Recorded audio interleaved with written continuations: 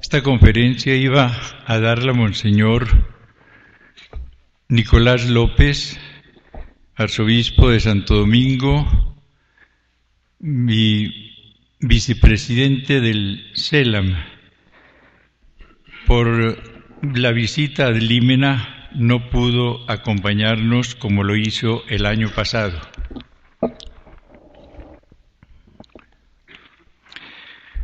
Vamos a hacer una reflexión sobre lo que fue la conducta de los apóstoles después de Pentecostés, cuando ellos se dedicaron exclusivamente a la evangelización y a la oración. Cuando oímos hablar de esta maravilla del Pentecostés constante que el Espíritu del Señor realiza en su Iglesia y que, como decía Pablo VI, está realizando en esta época de una manera identificable, nos cuesta a veces comprender cuál es su realidad plena.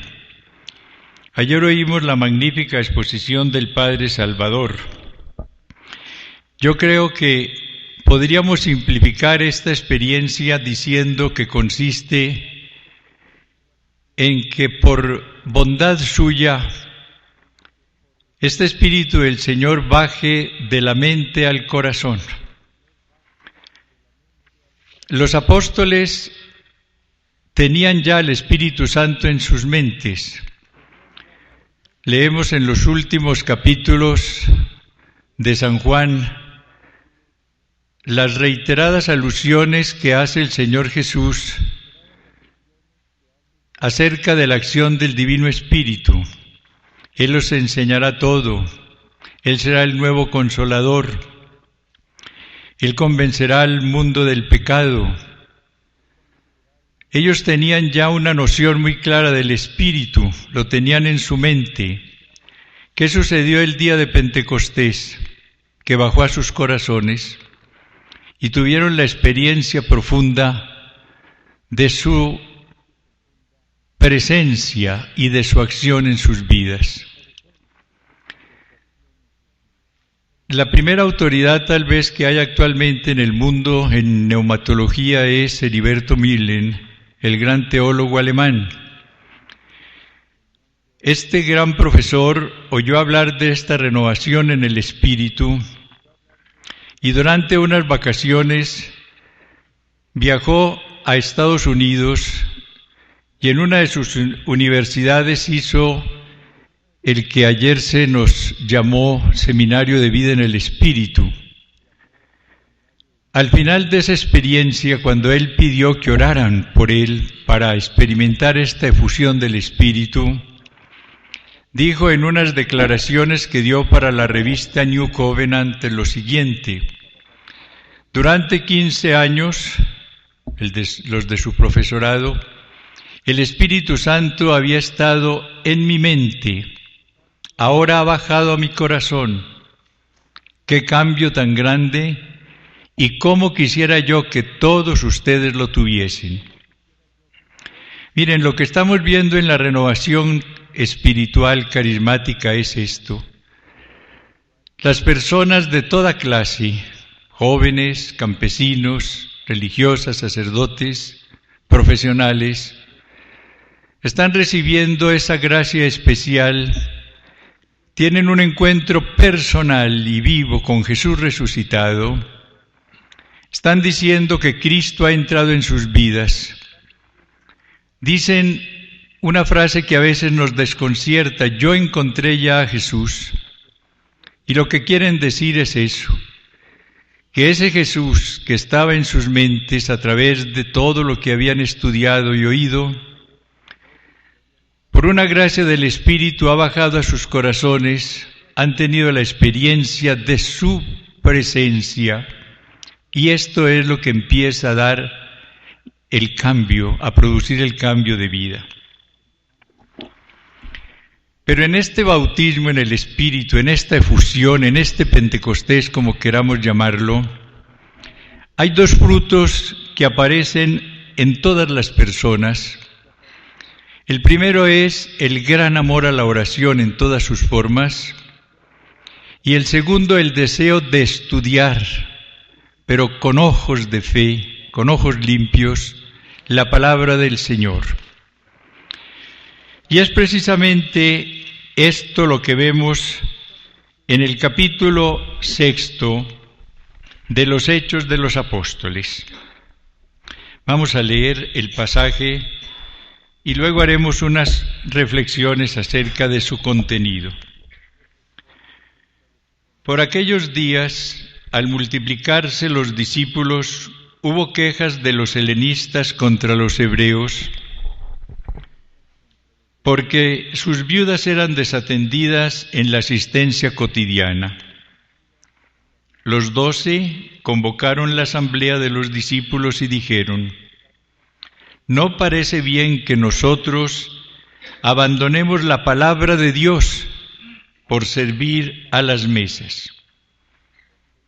Por tanto, hermanos, buscad de entre vosotros a 7 hombres de buena fama, llenos de espíritu y de sabiduría, y los nombraremos para este cargo, mientras que nosotros nos dedicaremos a la oración y al ministerio de la palabra».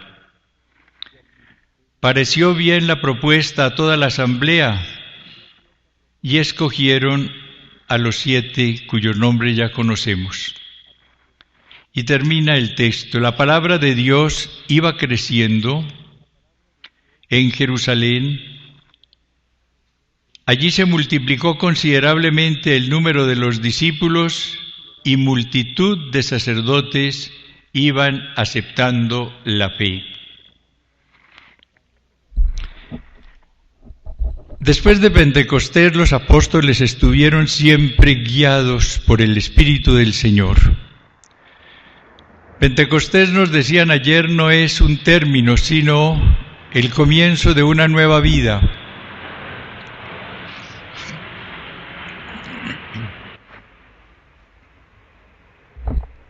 La vida en el Espíritu. No es un término, es el primer paso en un nuevo camino. Caminar en el Espíritu, decía San Pablo. Los apóstoles desde ese momento se dejaron guiar por este Espíritu del Señor, y en esa oración que ellos empezaron a practicar, fueron haciendo la revisión de su vida, y un buen día se dieron cuenta de lo que acabamos de oír, cómo ellos estaban dedicando un tiempo a algo muy importante, pero que les impedía proclamar la palabra de Dios por servir a las mesas. Ese trabajo de beneficencia, de servicio social era importantísimo, pero había algo más importante todavía: llevar el mensaje de la salvación al mundo y prepararlo y avalarlo y animarlo con una vida de intensa oración. Y por eso escogen a otras personas que desempeñen esos ministerios. Esos diáconos eran personas también llenas del Espíritu, acabamos de oírlo.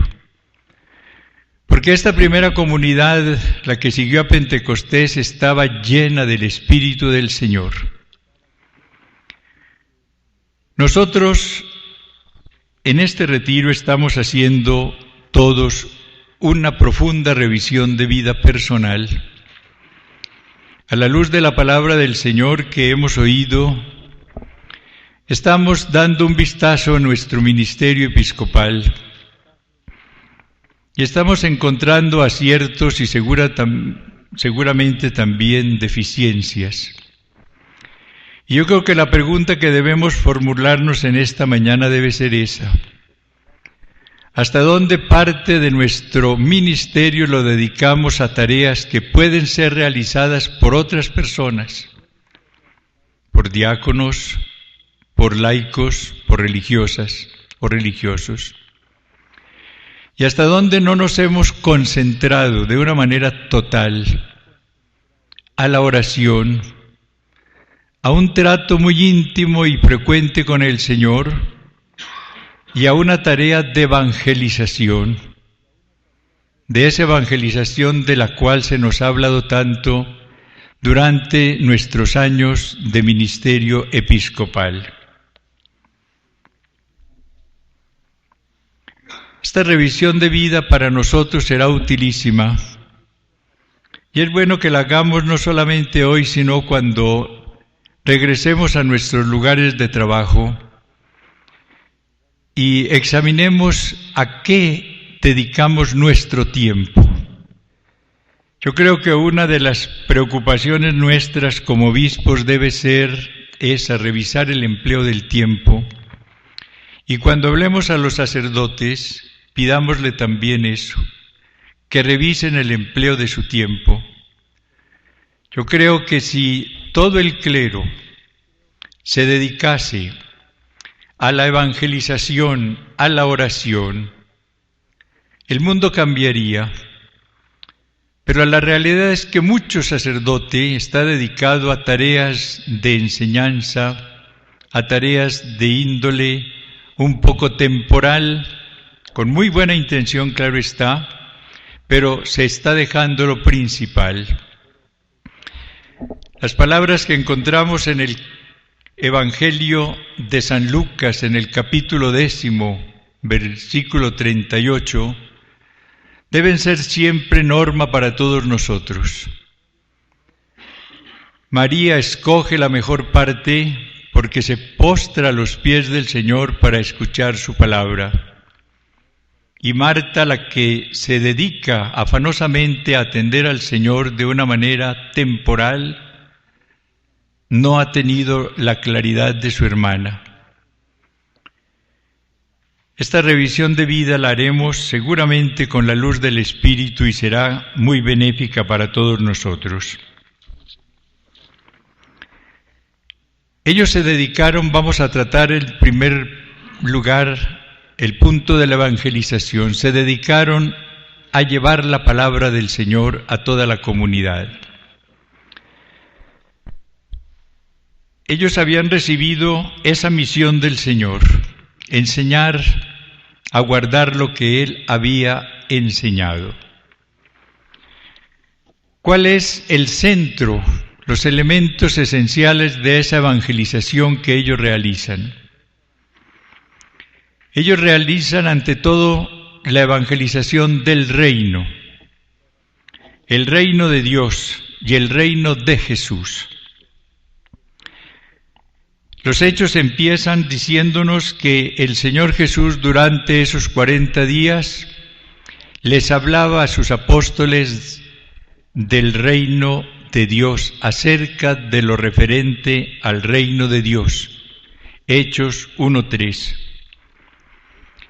En ese discurso de Éfeso del cual oímos hablar ayer, Pablo le dice a los presbíteros, entre quienes pasé predicando el reino. Esa fue su tarea. Y los hechos de los apóstoles terminan diciéndonos que durante 2 años Pablo en Roma predicaba el reino de Dios y enseñaba lo referente al Señor Jesucristo con toda valentía. Cristo había predicado el reino de Dios, el reino de su Padre. Pero después de la glorificación de Jesús, ellos predicaron también que Jesús era el Señor. Ya no era solamente el reino de Dios, sino también el reino de Jesucristo. Y es precisamente el gran anuncio que hace Pedro el mismo día de Pentecostés. Ese día Pedro proclama el señorío de Jesús. Sepa con certeza toda la casa de Israel que Dios ha constituido Señor y Cristo a este Jesús a quien vosotros habéis crucificado. El premio de la pasión de la Pascua que recibe Jesús es la exaltación que hace el Padre de él. El Padre lo ha proclamado Señor. Será lo que Pablo después en la carta de los Filipenses dirá también, cómo Cristo se anonadó a sí mismo tomando la forma de siervo, cómo se hizo obediente hasta la muerte y muerte de cruz, por lo cual Dios, el Padre, lo exaltó y le dio el nombre que está sobre todo nombre, que es el de Señor, para que al nombre de Jesús toda rodilla se doble en el cielo, en la tierra y en los abismos, y toda lengua proclame que Jesucristo es Señor, para la gloria del Padre. Ellos fueron predicando también la realidad de la resurrección de Jesús. La realidad de la resurrección de Jesús. A este Jesús, dice Pedro también con los 11 en ese día, lo resucitó Dios, de lo cual todos nosotros somos testigos.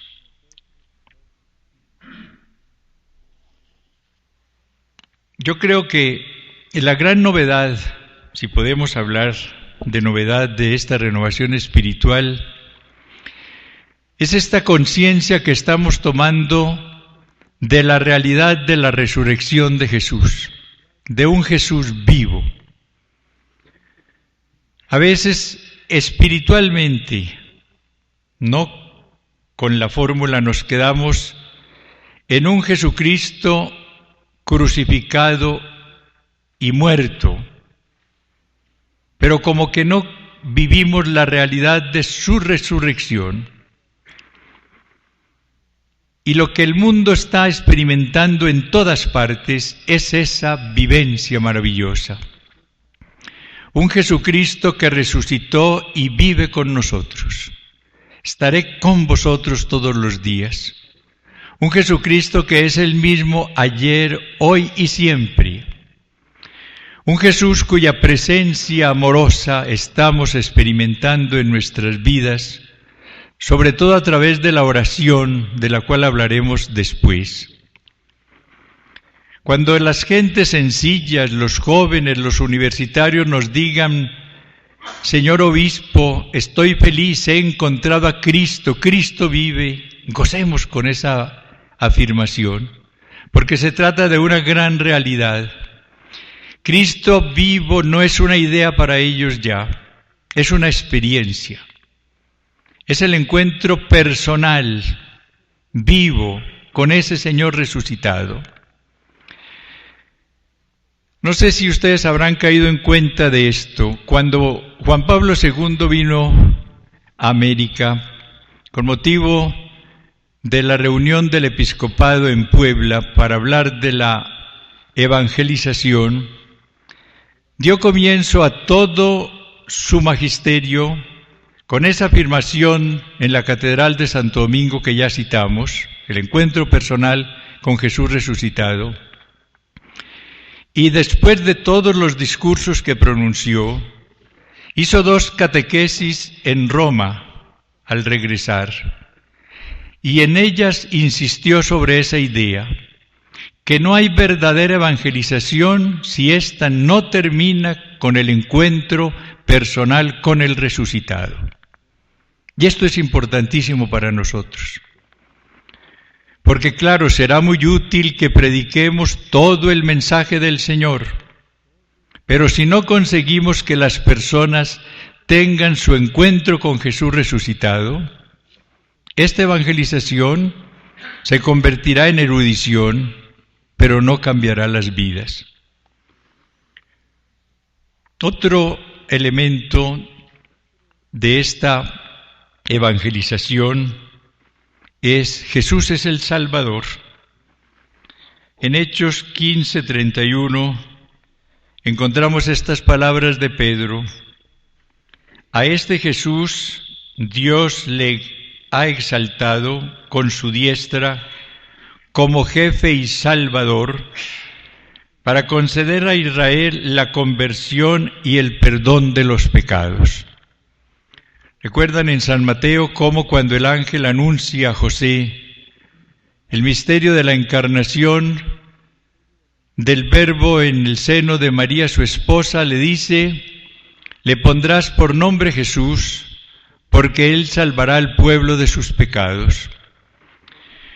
Y hoy lo que estamos viendo en la renovación es la salvación integral de Jesús. No es una salvación que se limite únicamente a que después de esta vida lleguemos al cielo, sino en una efusión de la gracia redentora de Jesús que se va comunicando a toda nuestra persona. Una salvación que comienza con la liberación del pecado, salvará al pueblo de sus pecados, pero que se extiende después a todas las secuelas del pecado. Es una salvación que llega al corazón herido para convertirlo de un corazón de piedra en un corazón de carne. Es una salvación que llega también al cuerpo enfermo como secuela del pecado y lo sana, o sana la posición frente a ese dolor para que se convierta en redentor.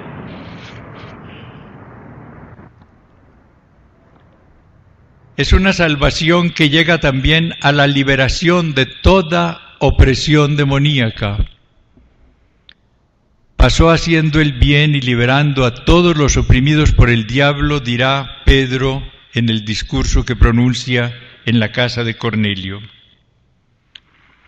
Y ellos predicaban la conversión.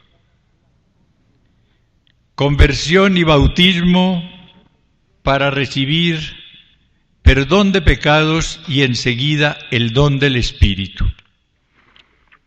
Recordemos que cuando preguntan los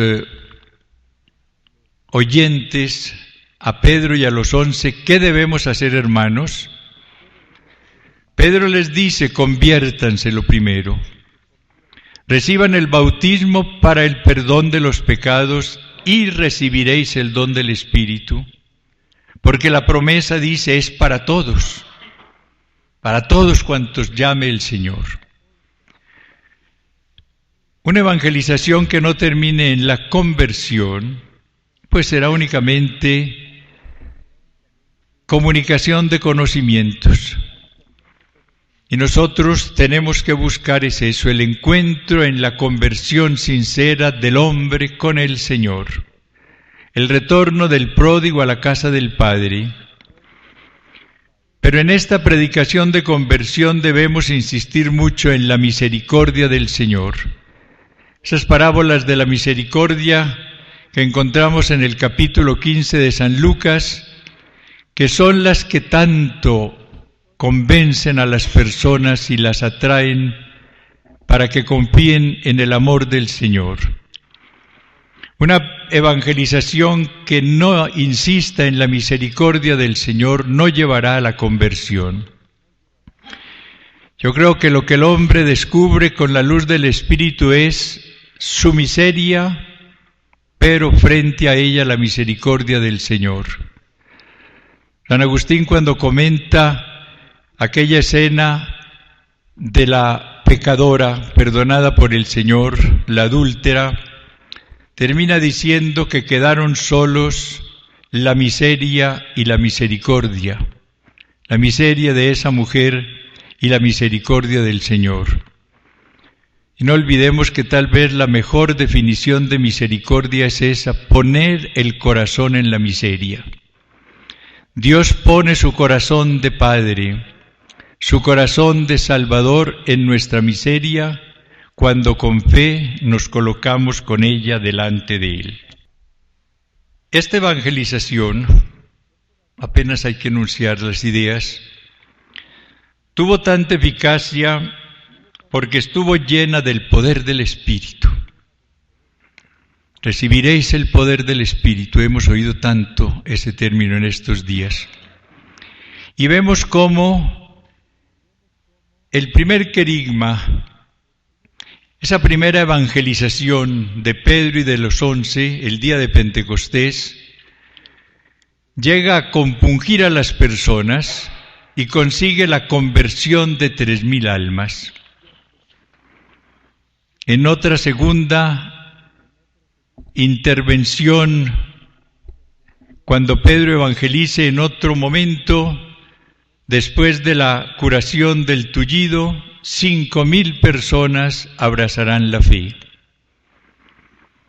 Fijémonos que no se trataba de discursos bien elaborados, sino de un mensaje de salvación que estaba lleno del poder del Espíritu. Y por eso consiguen tanto.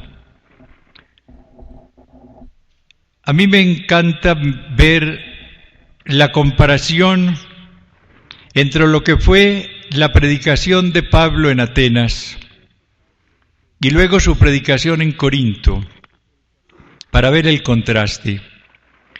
En Atenas Pablo preparó un discurso muy bien hecho,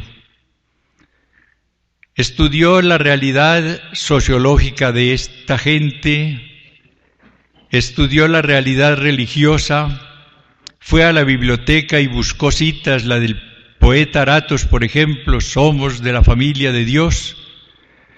Un discurso muy elocuente porque era para el Areópago, pero en él no mienta la cruz del Señor. Y el resultado, nos dicen los hechos, fue muy pobre. Unas cuantas personas apenas adhirieron a la fe. Y le dijeron, pues otro día lo escucharemos. Como quien dice, déjese ver otro día, pero nada más.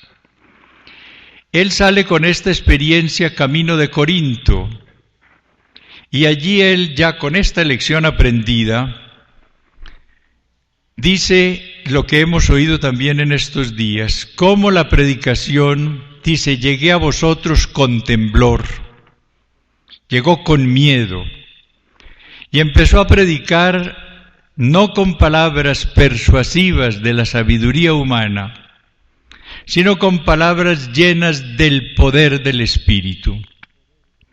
Y nos dicen los hechos cómo fue una gran multitud en Corinto la que abrazó la fe. Sabemos que Corinto era un puerto sumamente corrompido, célebre por su lujuria, y sin embargo el fruto fue maravilloso, porque allí la predicación estaba llena del poder del Espíritu. Los 11 con Pedro convierten a 3.000 con un discurso, y a veces nosotros con 3.000 no convertimos a una persona o convertimos a muy pocos.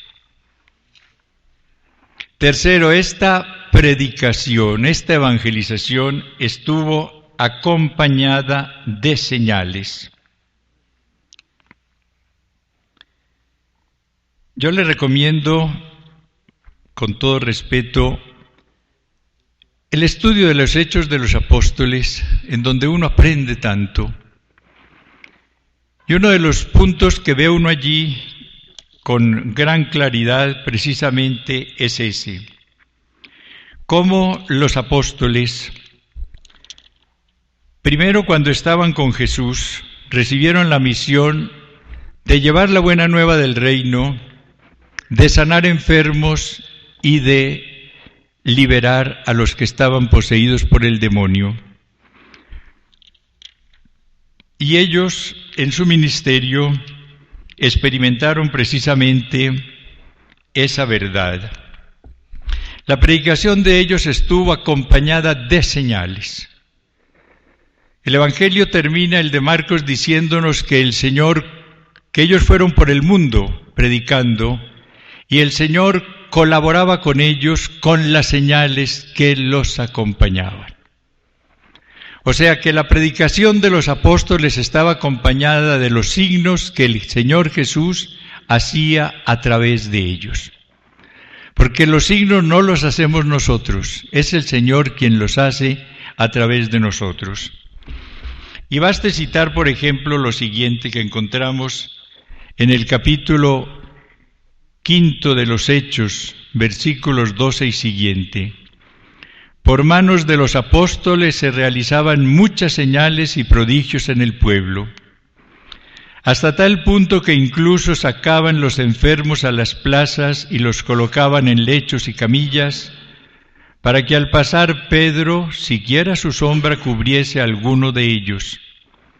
También acudía la multitud de las ciudades vecinas a Jerusalén, trayendo enfermos y atormentados por espíritus inmundos, y todos eran curados. Primera sanación es la del pecado, no olvidemos esto.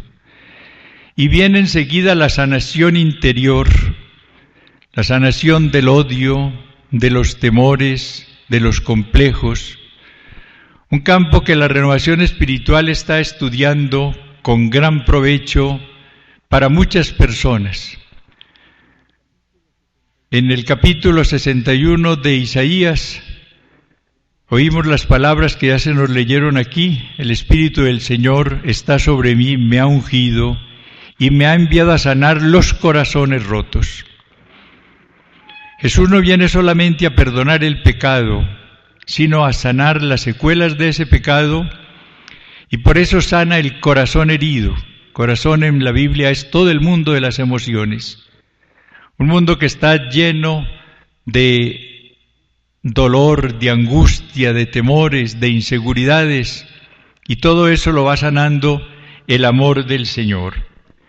Esas son las señales que van apareciendo a través de nuestra evangelización cuando tiene el poder del Espíritu, y también las mismas sanaciones corporales a las cuales, amados hermanos, en el episcopado les tenemos tanto miedo a veces. Tenemos una idea falsa, y es creer que una curación es milagrosa siempre. No, es una señal, no es un milagro por una parte. Y luego creemos que es señal de santidad. No, el carisma no es siempre señal de santidad, es la fuerza del Espíritu que pasa a través de nosotros, justos o pecadores. Judas, por ejemplo, sanó cuando fue con los compañeros en esa primera misión. Y Caifás, lo hemos oído, profetizó también estando en pecado. Y podemos ejercer nuestros carismas sacerdotales en pecado. La sanación es una manifestación del amor de Dios al hombre que cree en Él. Quien tiene confianza en el poder, en el amor y en la fidelidad del Señor, recibe la sanación. Y aquí voy a contarles una cosa muy sencilla para que no quede esto muy monótono. Sucedió en Estados Unidos. Fueron unos padres predicadores a hacer un retiro a una abadía. Y esa primera tarde, conversando ellos con el abad, él les dijo: miren, cerca hay unos indios iroquois que están en la renovación espiritual y tienen el don de sanación. Y estos padres, pues muy extrañados, dijeron: qué bueno conocer esos indios. Y él les dijo: yo se los llamo. Son indios con teléfono, claro está, y con televisión. Y llamó por teléfono y les propuso que si querían venir a hablar con los padres. Dijeron que con mucho gusto. Vinieron tres: una muchacha, un joven y un viejo. Y la muchacha empezó a contar pues las curaciones que el Señor hacía a través del ministerio en los grupos de oración que tenían. Fue describiendo distintos casos. Después el joven contó también todo lo que él había presenciado en su grupo de oración, cómo se habían curado muchos enfermos.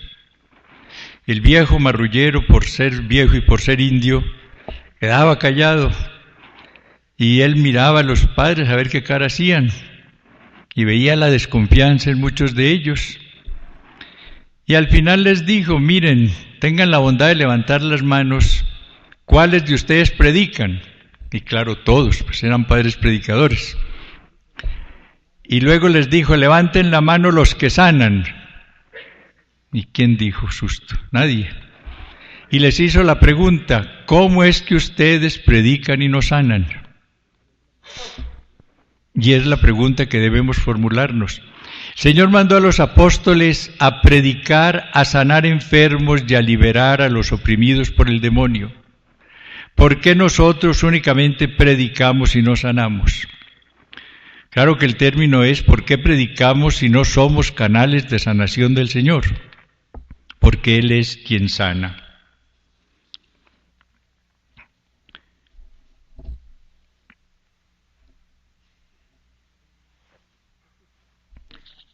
Este tema de la evangelización quiero terminarlo porque no hay tiempo de exponerlo más detenidamente con estas palabras que todos conocemos de Pablo VI en el Evangelio Nunciandi. No habrá nunca evangelización posible sin la acción del Espíritu Santo. Sobre Jesús de Nazaret el Espíritu descendió en el momento del bautismo, cuando la voz del Padre, tú eres mi Hijo muy amado, en ti pongo mi complacencia, manifiesta de manera sensible su elección y misión. Solamente después de la venida del Espíritu Santo, el día de Pentecostés, los apóstoles salen hacia todas las partes del mundo para comenzar la gran obra de la evangelización de la Iglesia, y Pedro explica el acontecimiento como una realización de la profecía de Joel. Pedro, lleno del Espíritu Santo, habla al pueblo acerca de Jesús, Hijo de Dios. Pablo mismo está lleno del Espíritu Santo antes de entregarse a su ministerio apostólico. Gracias al apoyo del Espíritu Santo, la Iglesia crece. Él es el alma de esta Iglesia. Él es quien explica a los fieles el sentido profundo de las enseñanzas de Jesús y su misterio.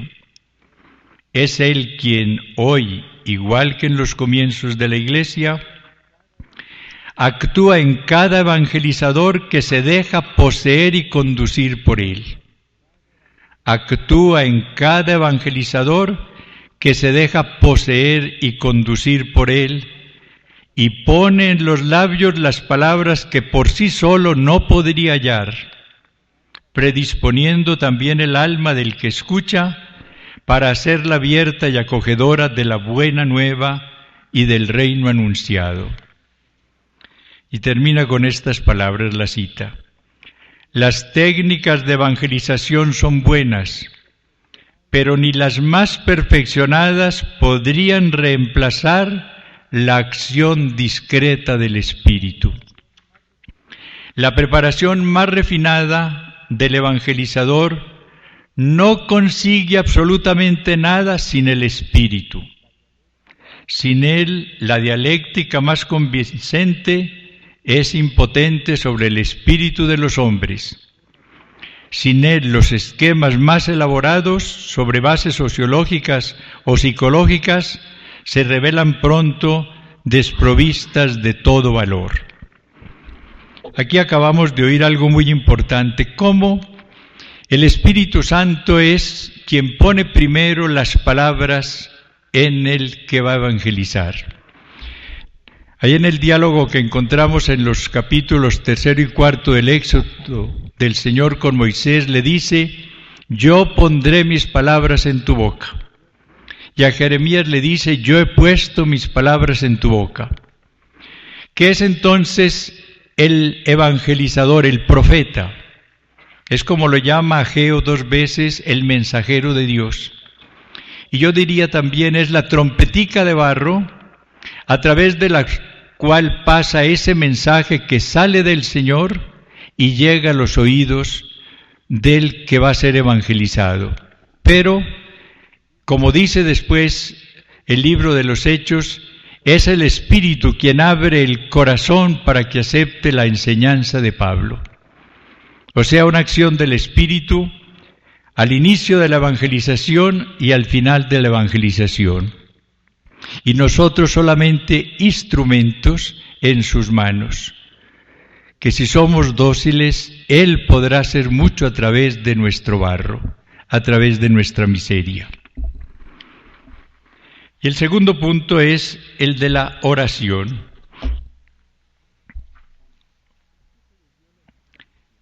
¿A qué se debió la eficacia tan grande de esta evangelización que hicieron los apóstoles? A la oración. A que estos apóstoles se dedicaron exclusivamente a la oración y al servicio de la palabra. ¿Por qué? Porque ellos se daban cuenta de lo que acabamos de decir. Iban a comunicar únicamente como mensajeros la verdad del Señor, el depósito revelado. Y ellos entonces tenían que pasar primero ratos a los pies del Señor para escuchar ese mensaje y poder después comunicarlo a sus hermanos. El tiempo más importante que podamos nosotros tener a lo largo de nuestra vida episcopal es el que dediquemos a ese encuentro con el Señor. Solamente cuando aprendemos a sentarnos a los pies del Señor para escuchar su palabra, empezamos a ser profetas del Señor. Antes de eso podemos ser predicadores y podemos ser expositores y teólogos, lo que queramos. Pero profetas únicamente cuando estamos primero a los pies del Señor. Volvamos a la cita de Puebla que se nos dijo esta semana de una manera incompleta, la del número 693, que es muy valiosa. Dice así: el presbítero es un hombre de Dios. Solo puede ser profeta el que ha hecho la experiencia del Dios vivo. La frase no es como muy feliz, porque no se hace la experiencia, se recibe, pero así dice. Solo puede ser profeta el que ha hecho la experiencia del Dios vivo.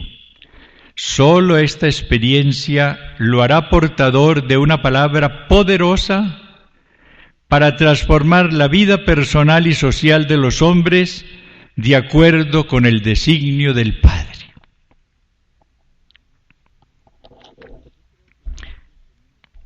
Yo creo que nosotros tenemos que hacernos una pregunta al ver el avance de las sectas, que es muy preocupante, más serio de lo que pensamos. ¿Por qué esta gente avanza tanto? Y muchas veces buscamos explicaciones muy simplistas, que porque los americanos les dan mucha plata, que porque están muy bien financiados, etcétera, etcétera. El hecho es que yo conozco a varias de esas personas que son gentes de profunda oración. Varios de ellos tienen un lema: darle el diezmo de su tiempo al Señor en oración. O sea que pasan por lo menos 2 horas 40 minutos cada día en oración. Y otros van mucho más lejos. Este Gigi Ávila, que ha hecho tanta labor aquí en Colombia, por ejemplo, ese señor a veces pasa hasta 7 horas dedicado a la oración. Hay gente de mucha oración entre ellos. Y yo creo que si uno verdaderamente pagara el diezmo de su tiempo al Señor, si en la liturgia de las horas, en la celebración eucarística y en la oración personal estuviese 2 horas 40 minutos por lo menos cada día, la evangelización nuestra tendría más fuerza.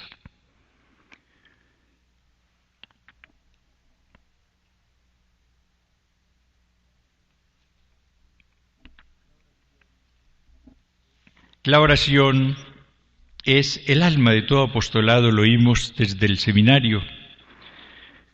Pero la oración en esta renovación espiritual tiene una fuerza especial porque es la oración en el Espíritu Santo. Ustedes encuentran ese término primero en la carta a los Efesios.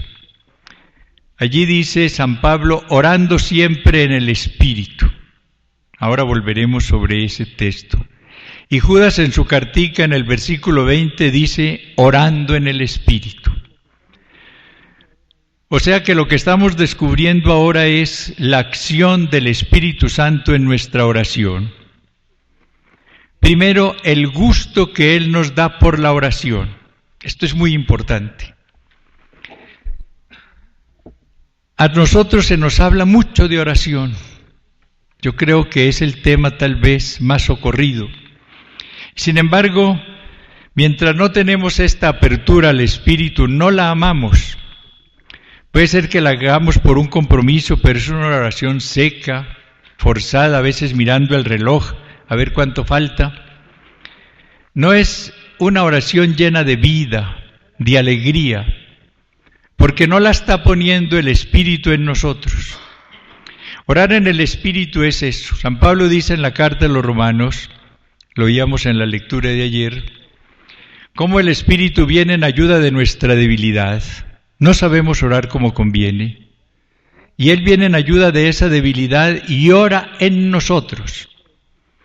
Y San Agustín, explicando esto, dice, no es que Él esté intercediendo a una persona superior. Ora en nosotros en el sentido de que pone la oración en nosotros. Y yo les quiero aconsejar esto, y con todo respeto lo digo y me excusan, o les doy excusas por esto. Cuando uno aprende a ponerse delante del Señor, del Espíritu, en oración como una pantalla en blanco, para que Él vaya poniendo en nosotros la oración que Él quiera, es cuando empezamos a orar en el Espíritu. Porque Él entonces nos sugiere interiormente o un texto de la Sagrada Escritura que puede orientarnos, o pone en nosotros oración de alabanza, o pone en nosotros determinadas súplicas, o pone en nosotros un silencio profundo que es ya un gran avance, o pone en nosotros lo que veremos ahora, la contemplación infusa, que es la oración en el Espíritu más perfecta. Pero cuando uno ya cambia de perspectiva y no dice, voy yo a orar, voy a hacer oración, sino voy a pedirle al Espíritu que ore en mí, voy a orar en el Espíritu, bajo la acción del Espíritu, entonces la oración cambia fundamentalmente. Y ya no es esa cosa tediosa de antes, sino algo siempre nuevo. Porque la maravilla de Dios es que nunca se repite. Y cuando es el Espíritu el que ora en nosotros, la oración que pone siempre es diferente.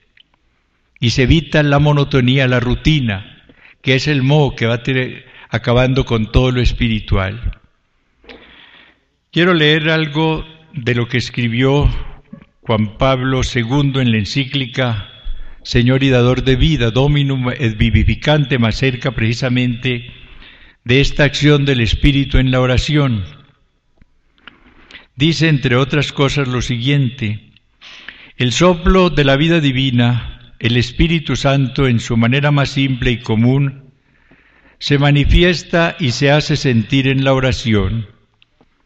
Es hermoso y saludable pensar que en cualquier lugar del mundo donde se ora, allí está el Espíritu Santo, soplo vital de la oración. Es hermoso y saludable reconocer que si la oración está difundida en todo el orbe, en el pasado, en el presente y en el futuro, de igual modo está extendida la presencia y la acción del Espíritu Santo, que alienta la oración en el corazón del hombre en toda la inmensa gama de las más diversas situaciones y de las condiciones ya favorables, ya adversas a la vida espiritual y religiosa.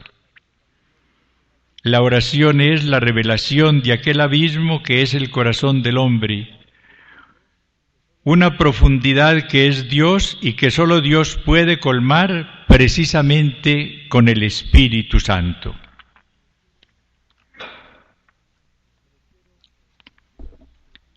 Pero quiero decir unas palabritas acerca de lo que creo más importante que sea la vida de oración del obispo bajo la acción del Espíritu, es la contemplación infusa. Maritain, todos lo saben, fue un gran filósofo y fue un gran contemplativo. Y él dedicó los últimos años de su vida a orar con los hermanitos de Carlos de Foucauld, y se dedicó de tiempo completo después de la muerte de su esposa a la contemplación. Y allí escribió El campesino del Garona, y en ese libro tiene un capítulo dedicado precisamente a la contemplación infusa. Y él allí nos dice cómo su esposa Raíz estaba escribiendo cuando murió un libro que tendría como título La contemplación en los caminos, o sea, la manera como el hombre laico o el sacerdote en el mundo puede llevar una vida de contemplación.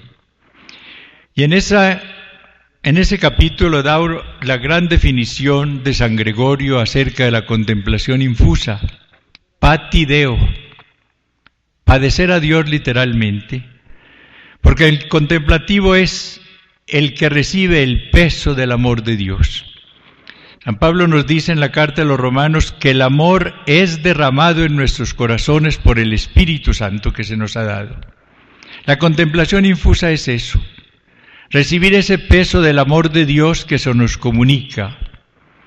La persona está delante de Él con su miseria, su limitación, su pobreza, y el Espíritu se derrama como amor y como luz, porque esa contemplación siempre es luminosa y siempre es ardiente, abraza el corazón y llena la mente también de luz.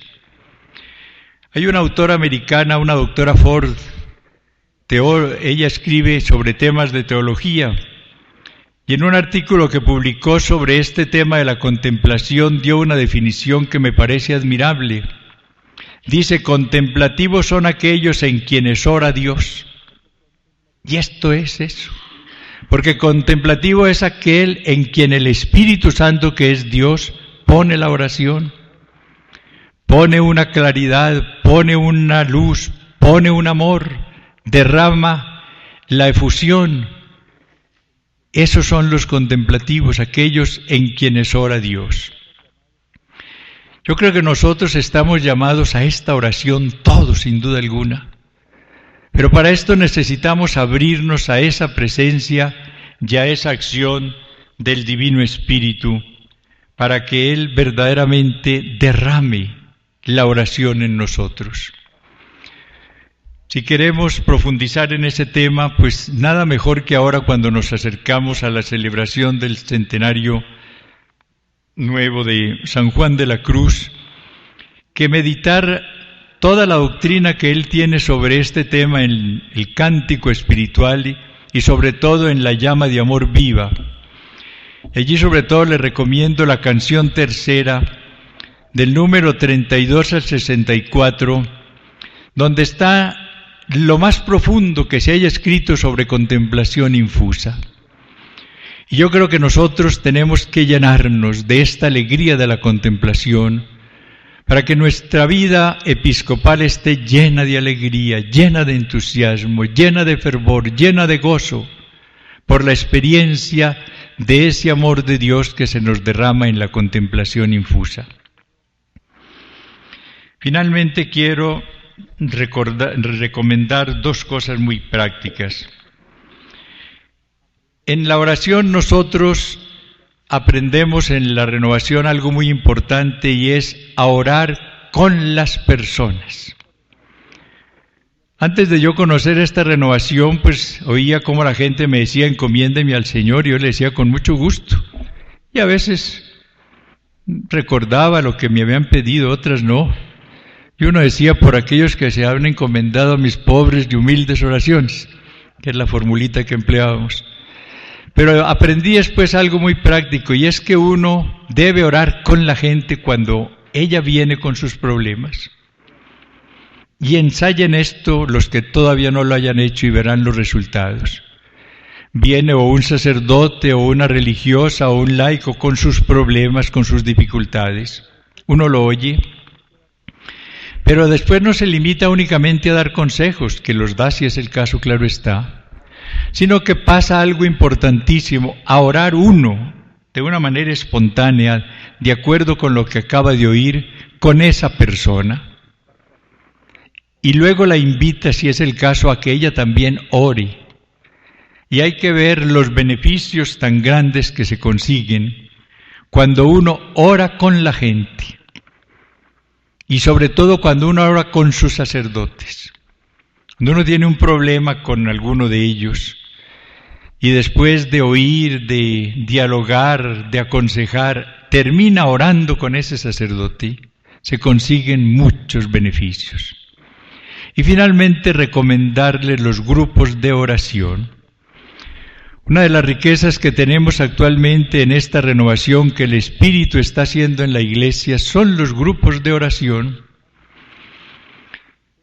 Yo personalmente tengo uno en mi casa los lunes, con las religiosas y con algunos sacerdotes, porque veo el beneficio personal que recibo. Porque uno tiene que entrar en esta renovación a vivir primero lo que después predica a los demás. El grupo de oración hace maravillas cuando está bien orientado, cuando es un grupo serio, maduro, cuando es un grupo que funciona en torno a Jesús presente allí y está también movido por el Espíritu, porque esos son los dos elementos bíblicos del grupo de oración. La presencia de Jesús en medio de quienes se reúnen en su nombre y que actúa, porque como sabemos se trata de una presencia operativa por medio de su Espíritu, y en la acción del Espíritu que va poniendo la oración espontánea en cada persona del grupo. Pastoralmente el grupo de oración tiene un beneficio muy grande y es que detiene el avance protestante. Yo he visto en la diócesis ese beneficio tan grande. Nosotros tenemos alrededor de 1000 grupos tal vez en las distintas parroquias y es maravilloso lo que ellos consiguen. Claro que hay que formar los que los orientan, hay que trabajar mucho en esa línea para que no se desvíen y no se desorienten, pero cuando son grupos bien orientados en torno a la palabra del Señor, se consiguen grandes maravillas. Recordemos que nuestros campesinos tienen una ansia de oración y casi no tienen oportunidad de hacerlo. En un libro que escribió un pastor protestante sobre el avance pentecostal, y allí indaga por las razones de este avance, tiene una muy importante. Es que la gente en esos grupos se siente persona y no masa. Y esto es importantísimo psicológicamente. Cuando un campesino en un grupo de oración se siente persona, que puede orar como quiere, que puede dar un testimonio de lo que le ha pasado, que puede exponer una situación personal, allí se siente ya más realizado. Es un tema muy importante que no se puede tratar de una manera amplia, pero quiero recomendarlo por la experiencia personal. Pidamos entonces al Señor, en la reflexión personal que hagamos ahora, que nos muestre qué debemos revisar en este campo de acuerdo con esta conducta de los apóstoles que dejaron muchas tareas a un lado para poder dedicarse, guiados por el Espíritu Santo, a la oración y al servicio de la palabra.